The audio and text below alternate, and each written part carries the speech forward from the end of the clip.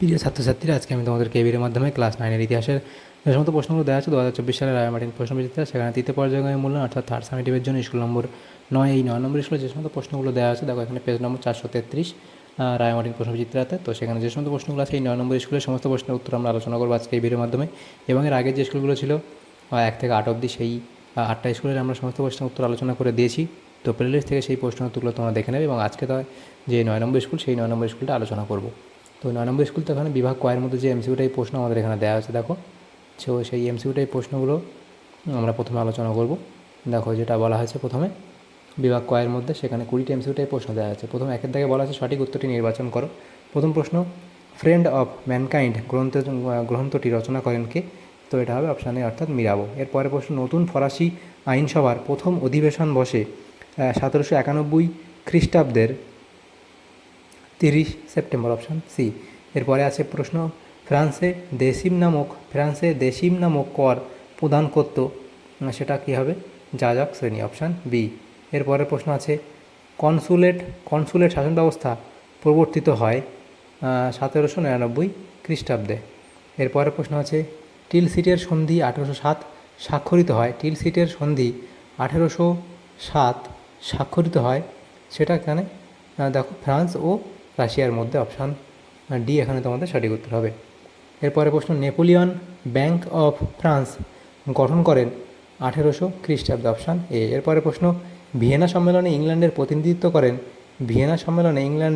প্রতিনিধিত্ব করেন ক্যাসালডি। এরপরে প্রশ্ন আছে, ফ্রাঙ্কফোর্ট পার্লামেন্ট গঠিত হয়, এটা হবে জার্মানিতে, অপশান ডি। এরপরের প্রশ্ন কী বলা আছে দেখো। এরপরের প্রশ্নতে আছে, যে সন্ধি দ্বারা স্যাডওয়ার যুদ্ধের অবসান ঘটে, তো সেটা হবে প্রাগের সন্ধি, অপশান বি।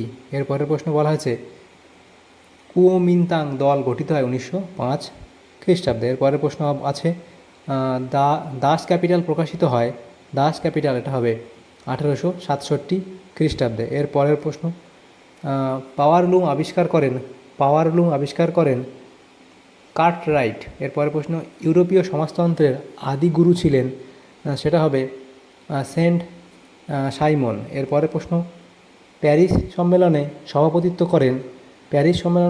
করেন, এটা কি হবে? ক্লেমেনশো, অপশান বি। এরপরের প্রশ্ন, রুশ ভাষায় স্ট্যালিন কথার অর্থ হচ্ছে ইস্পাত, অপশান সি।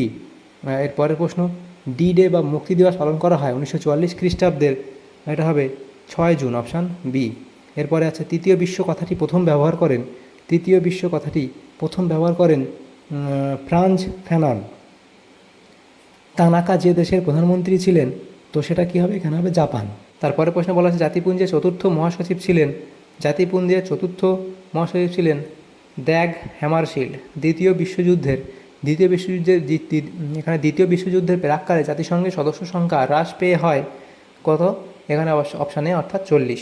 তাহলে এখানে যে এমসিকিউ প্রশ্ন ছিল 20টা, সেটা আলোচনা করলাম। এরপরে দেখো বিভাগ খ, সেই বিভাগ ক্ষয়ের মধ্যে যে সমস্ত প্রশ্নগুলো আছে, দেখো এখানে সত্য মিথ্যা নির্ণয় করতে বলা হয়েছে। এখানে 16টা প্রশ্ন দেওয়া আছে, প্রত্যেকটা প্রশ্ন মানে 1 করে দেওয়া আছে। এখানে উপবিভাগ এ বি সি ডি করে ভাগ করা আছে, সেখানে এটা বলা সত্য মিথ্যা নির্ণয় করতে বলা হয়েছে। তো প্রথম প্রশ্ন কী বলা আছে দেখো, লাফায়েতের নেতৃত্বে ফ্রান্সের জাতীয় নিরাপত্তা বাহিনী গড়ে ওঠে, এটা হবে মিথ্যা। এরপরে প্রশ্ন কী বলা আছে, দ্বিতীয় প্রশ্ন বলা আছে দেখো এখানে, ইউজিন ছিলেন নেপোলিয়নের সৎ ভ্রাতা, এটাও মিথ্যা। এরপরে প্রশ্ন, রোম বার্লিন টোকিও অক্ষ চুক্তি স্বাক্ষরিত হয় 1936 খ্রিস্টাব্দে, এটাও এখানে মিথ্যা। এরপরে প্রশ্ন বলা হয়েছে, জার্মানিতে আগ্রাসী জাতীয়তাবাদের সূচনা করেন কে? বিসমার্ক, এটা এখানে কী হবে? এটা এখানে সত্য হবে। এরপরে প্রশ্ন,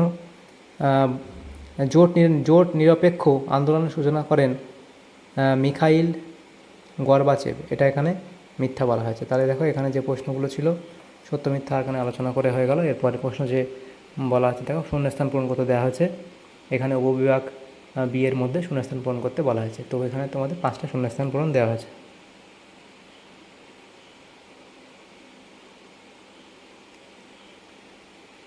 একের দাগের প্রশ্নে বলা হচ্ছে, ভিয়েতনাম যুদ্ধে আমেরিকা যে রাসায়নিক বোমা ব্যবহার করেছিল তার নাম হলো অরেঞ্জ এজেন্ট।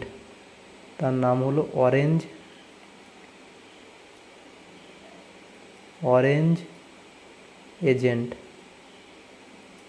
এরপরের যে প্রশ্ন দেখো সেখানে কি বলা আছে, আমেরিকায় ফুলটন বক্তৃতা দিয়েছিলেন উইনস্টন চার্চিল।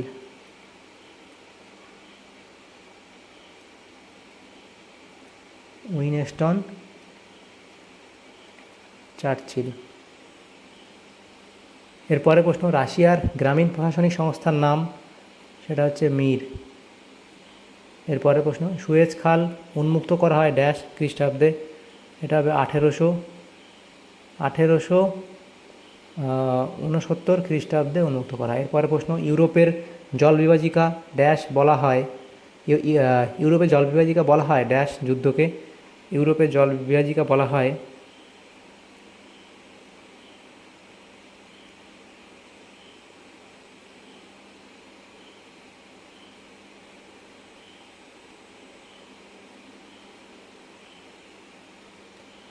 প্রথম বিশ্বযুদ্ধকে। এরপরে প্রশ্ন, উপবিভাগ সিতে বলা আছে, দেখো এক কথা উত্তর দাও। প্রথম প্রশ্ন, পলিগন্যাক কে ছিলেন? তো এটা লিখে, পলিগন্যাক ছিলেন একজন ফরাসি সমাজবিজ্ঞানী ও রাজনীতিবিদ, যিনি প্রধানত সমাজবিজ্ঞান ও রাজনৈতিক সমাজতন্ত্রের জন্য পরিচিত। এরপরে প্রশ্ন, চীনে তাইপিং বিদ্রোহ কার নেতৃত্বে শুরু হয়? তো সেটা তোমরা লিখবে, চীনে তাইপিং বিদ্রোহের নেতৃত্ব দেন হং শিউচুয়ান। এরপরে প্রশ্ন, রাশিয়ায় কে জারতন্ত্রের প্রতিষ্ঠা করেন? রাশিয়ায় জারতন্ত্রের প্রতিষ্ঠা করেন ইভান IV, অর্থাৎ যিনি প্রথম সজ্জা হিসেবে পরিচিত। এরপরে প্রশ্ন বলা আছে, হিটলারের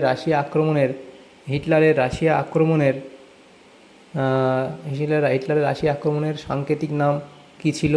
তো সেটা হবে অপারেশন বারবারোসা। এরপরে প্রশ্ন, দ্বিতীয় বিশ্বযুদ্ধের সময় জাপানের প্রধানমন্ত্রী কে ছিলেন? হিদেকি তোজো। এরপরের প্রশ্ন কি বলা আছে দেখো, উপবিভাগ ডিতে বলা আছে বামের স্তম্ভের সঙ্গে ডানের স্তম্ভ মেলাতে বলা আছে এখানে। তো প্রথম বলা আছে নেপোলিয়ন, এই নেপোলিয়নের সঙ্গে হবে ইয়ের সাথে মিলবে কোড নেপোলিয়ন। এরপরে আছে দ্বিতীয় জাস্টিনিয়ান, এটা হবে অপশান সি কোর্সিকা। তারপর ইংরেজ সেনাপতি নেলসন, এটা হবে ট্রাফালগারের যুদ্ধ। তারপর আছে লিও টলস্টয়, এই লিও টলস্টয় এখানে কী হবে তোমাদের, এখানে হবে নেপোলিয়নের মস্কোভিয়ান, এবং ইংরেজ সেনাপতি ওয়েলিংটন, সেটা হবে ওয়াটারলুর যুদ্ধ। এভাবে এখানে ডানের স্তম্ভ বামের স্তম্ভ মিলিয়ে নেবে। এরপরে দেখো যে প্রশ্নগুলো দেওয়া আছে বিভাগ গয়ের মধ্যে, টোটাল 11টা প্রশ্ন, 2 নম্বর করে টোটাল 11 দুগুণে 22 নম্বর দেওয়া আছে। প্রথম প্রশ্ন, ফিজিওক্রাস্ট কারা, সেটা তোমরা লিখবে। এরপরে প্রশ্ন, পিল নিজের ঘোষণা বলতে কী বোঝো, সেটা FD লেখা আছে, লিখবে। এরপরে প্রশ্ন, ক্যাম্পো ফার্মিও এর সন্ধি কাদের মধ্যে স্বাক্ষরিত হয়? ক্যাম্পো ফার্মিও এর সন্ধি স্বাক্ষরিত হয় 1797 সালে 17 অক্টোবর ফ্রান্স ও অস্ট্রিয়ার মধ্যে। পেনিনসুলার বা উপদ্বীপের যুদ্ধ বলতে কী বোঝো, তা তোমরা তো অবধি লিখবে। হেটাইরিয়া ফিলিকে কী, সেটা তোমরা লিখবে এখানে। এবং অ্যাড্রিয়ানোপলের সন্ধি কবে কাদের মধ্যে স্বাক্ষরিত হয়, এটা লিখবে। ড্রেই কাইজার বুন্ড বলতে কী বোঝো, তা তোমরা এখানে অবধি লিখবে। এরপরে আছে ত্রিশক্তি আঁতাত কবে কাদের মধ্যে হয়? ত্রিশক্তি আঁতাত স্বাক্ষরিত হয় 1882 সালে জার্মানি, অস্ট্রিয়া, হাঙ্গেরি এবং ইতালির মধ্যে। এরপরে প্রশ্ন, ডুমা কি? ডুমা হলো রাশিয়ার সংসদীয় প্রতিষ্ঠান, এত অবধি তোমরা লিখবে। এরপরে প্রশ্ন, নিউ ডিল বলতে কী বোঝো, তা এত অবধি তোমরা লিখবে। এরপরে প্রশ্ন কী বলা হয়েছে দেখো, হুভার মোরাটোরিয়াম কি, সেটা তোমরা এত অবধি লিখবে। ক্যাশ অ্যান্ড ক্যারি নীতি বলতে কী বোঝো? ক্যাশ অ্যান্ড ক্যারি নীতি হলো একটি অর্থনৈতিক নীতি যা 1939 সালের নিউট্রালিটি অ্যাক্টের অধীনে প্রণীত হয়। এর মাধ্যমে যুদ্ধবিধ্বস্ত দেশগুলিকে যুক্তরাষ্ট্রে আসার শর্তে শুধুমাত্র নগদ অর্থে সামগ্রী কেনার অনুমতি দেওয়া হয়েছিল। সরবরাহকারী দেশগুলির পক্ষ থেকে কোনো ঋণ বা বিল পরিশোধের সুযোগ ছিল না। এরপরে প্রশ্ন, VE ডে বা বিজয় দিবস বলতে কী বোঝো, সেটা তোমরা লিখবে। কমিকন কি, সেটা এত অবধি লিখবে। G4 কোন রাষ্ট্রের মধ্যে গঠিত হয়? ব্রাজিল, ভারত, জাপান এবং জার্মানি নিয়ে গঠিত হয়। ভেটো ক্ষমতা বলতে কী বোঝো? ভেটো ক্ষমতা হলো একটি রাষ্ট্র বা ব্যক্তি কর্তৃক কোনো প্রস্তাব বা সিদ্ধান্তকে বাতিল করার ক্ষমতা। উদাহরণস্বরূপ, জাতিসংঘ নিরাপত্তা পরিষদের স্থায়ী সদস্যদের কাছে একটি প্রস্তাবকে বিরোধিতা করার জন্য ভেটো ক্ষমতা রয়েছে, যা প্রস্তাবটি অবিলম্বে বাতিল করে দেয়। এরপরের প্রশ্ন কি বলা আছে দেখো, পরের প্রশ্ন দেখো বিভাগ ঘয়ের মধ্যে, বিভাগ ঘ হয়ে গেছে। বিভাগ ঘতে যে প্রশ্ন আছে নিচের নিচের যে কোনো 6টি প্রশ্ন উত্তর দাও। প্রত্যেকটা প্রশ্ন 4, 24 নম্বর। প্রথম প্রশ্ন, ফরাসি বিপ্লবের সূচনা ও প্রসারে নারীদের ভূমিকা। তো সেখানে প্রথম ভূমিকা ও আন্দোলন, তারপরে পিটিশন এবং সংসদ, রাজনৈতিক অংশগ্রহণ, সামাজিক পরিবর্তন এবং বিপ্লবের পরবর্তী প্রভাব, এই পয়েন্টগুলো লিখবে। এরপরে প্রশ্ন কী বলা আছে দেখো, এখানে যেটা বলা আছে 2 দাগের প্রশ্ন, নেপোলিয়নের মস্কো অভিযানের ব্যর্থতার তাৎপর্য, সেখানে সামরিক পরাজয়, নৈতিক ও রাজনৈতিক প্রভাব, ইউরোপের সম্মিলিত প্রতিরোধ, অর্থনৈতিক ও সামরিক সম্পদের ক্ষতি, রাজনৈতিক পরিবর্তন, এই পয়েন্টগুলো লিখবে। এরপরে তৃতীয় প্রশ্ন ছিল বিগ ফোর এবং ভিয়েনা সম্মেলন, ন্যায্য অধিকার নীতি, যে প্রশ্নটা ছিল 3 দাগের প্রশ্ন, সেটা তোমরা লিখবে। বিগ ফোর কী বলতে কী বোঝো সেটা তোমরা এফডি লিখবে। যুক্তরাষ্ট্র, যুক্তরাজ্য, ফ্রান্স, ইটালি, এই 4টি দেশ প্যারিস শান্তি সম্মেলনের প্রধান শক্তি হিসেবে কাজ করে এবং বর্গীয় শান্তি চুক্তি যেমন ট্রিটি অফ ভার্সাইলেস তৈরিতে তাদের সিদ্ধান্তগুলি গুরুত্বপূর্ণ ছিল। এরপরে দেখো ভিয়েনা সম্মেলনের ন্যায্য অধিকার নীতি, সেটা ন্যায্য অধিকার নীতি কী ছিল এবং এই 3টে পয়েন্ট লিখবে। তারপরে ছিল প্রশ্ন এমস টেলিগ্রাম তোমরা লিখবে এই পয়েন্টটা। পরে প্রশ্ন ছিল যোগাযোগ ব্যবস্থার উন্নয়নে টেলিগ্রাফ ব্যবস্থার প্রসার সম্পর্কে লেখো। যোগাযোগ ব্যবস্থার উন্নয়নে টেলিগ্রাফ ব্যবস্থার প্রসার, সেখানে দ্রুত বার্তা প্রেরণ, আন্তর্জাতিক যোগাযোগ, বাণিজ্যিক উন্নয়ন, সামরিক ও সরকারি ব্যবহারের উন্নয়ন, সামাজিক এবং সাংস্কৃতিক প্রভাব এবং প্রযুক্তিগত অগ্রগতি। তারপরে প্রশ্ন ছিল ইটালিতে ফ্যাসিবাদের উদ্ভবের কারণ কী ছিল, অর্থনৈতিক সংকট, রাজনৈতিক অস্থিরতা, সামাজিক বিশৃঙ্খলা, ন্যায্যতার অভাব, ফ্যাসিবাদী নেতা মুসোলিনির ভূমিকা এবং বিশ্ব রাজনীতি, এই পয়েন্টগুলো এখানে লিখবে প্রশ্ন উত্তরে। তারপরে প্রশ্ন ছিল দেখো 7 দাগের প্রশ্নে, প্রথম বিশ্বযুদ্ধের পর কী কারণে ইউরোপের পরিবর্তে ক্ষমতার কেন্দ্র হিসেবে মার্কিন যুক্তরাষ্ট্রের উত্থান ঘটে। অর্থনৈতিক যুক্তি, সেখানে যুদ্ধের সময়কার বাণিজ্য, অর্থনৈতিক সহায়তা, সামরিক শক্তি, মার্কিন সামরিক বাহিনী এবং রাজনৈতিক প্রভাব, লিগ অফ নেশনস এবং উইলসনের যে 14 দফা পরিকল্পনা, যে 14টা পয়েন্ট, সেটা তোমরা লিখবে। জিওপলিটিক্যাল পরিবর্তন, ইউরোপীয় শক্তির দুর্বলতা এবং প্রযুক্তিগত এবং শিল্প প্রযুক্তির অগ্রগতি, পয়েন্টগুলো লিখবে। তারপরে প্রশ্ন ছিল দ্বিতীয় বিশ্বযুদ্ধের আগে রোম বার্লিন টোকিও অক্ষজোট কেন গড়ে উঠেছিল, বিরোধিতা ও জাতীয়তাবাদ এবং জার্মানির প্রভাব, ইটালির আগ্রাসন, জাপানের সামরিক লক্ষ্যমাত্রা, বৈশ্বিক শক্তির পুনর্বিন্যাস, এই পয়েন্টগুলো লিখবে। তারপর দেখো বিভাগ ওঙা, সেখানে যে প্রশ্নগুলো ছিল নিচের যে কোনো একটি প্রশ্ন উত্তর দাও। প্রত্যেকটা প্রশ্ন 8 নম্বর করে আছে, 3টে প্রশ্ন দেওয়া হয়েছে। প্রথম প্রশ্ন, বিশ্ব ইতিহাসে ফরাসি বিপ্লবের প্রভাব আলোচনা করো। তো ফরাসি বিপ্লবের প্রভাব তোমার প্রথম রাজনৈতিক প্রভাব লিখবে, গণতন্ত্র ও জনপ্রিয়তার উত্থান, বিপ্লবী নীতি। দ্বিতীয় পয়েন্ট করবে সামাজিক পরিবর্তন, শ্রেণী সংঘাত, জাতীয়তাবাদ। 3 নম্বর অর্থনৈতিক প্রভাব, অর্থনৈতিক সংস্কার, বাণিজ্যিক ও শিল্প বিপ্লব। আন্তর্জাতিক সম্পর্ক, ফরাসি সাম্রাজ্য বিস্তার, ইউরোপীয় রাজনীতিতে পরিবর্তন। তারপর 5 নম্বর লিখবে সংস্কৃতিগত প্রভাব, বিশ্ববিদ্যালয় ও শিক্ষা, শিল্প ও সাহিত্য। তারপরে দেখো বৈশ্বিক বিপ্লবী আন্দোলন, এই পয়েন্টগুলো লিখবে। এরপরে প্রশ্ন ছিল ইটালির ঐক্য আন্দোলনে মাৎসিনি ও ক্যাভুরের ভূমিকা আলোচনা করো। তো মাৎসিনির ভূমিকা তোমরা লিখবে, ভূমিকা ও অবদান, জাতীয়তাবাদী আদর্শ, মন্তব্য ও আন্দোলন, জেল ও নির্বাসন। দ্বিতীয় লিখবে কন্টাডিনো ক্যাভুরের যে ভূমিকা অবদান, রাজনৈতিক কৌশলী এবং রাষ্ট্র সংস্কার, আন্তর্জাতিক সহযোগিতা এবং ভ্যাটিকান ও অস্ট্রেলিয়ান রাজ্যের বিরুদ্ধে সংগ্রাম। মাৎসিনি ও ক্যাভুরের সমন্বিত ভূমিকা, মাৎসিনির আদর্শ ও ক্যাভুরের বাস্তববাদ, যুদ্ধ ও এবং কূটনীতি, ইতিহাসের পরিপ্রেক্ষিতে, এই পয়েন্টগুলো লিখে দেবে।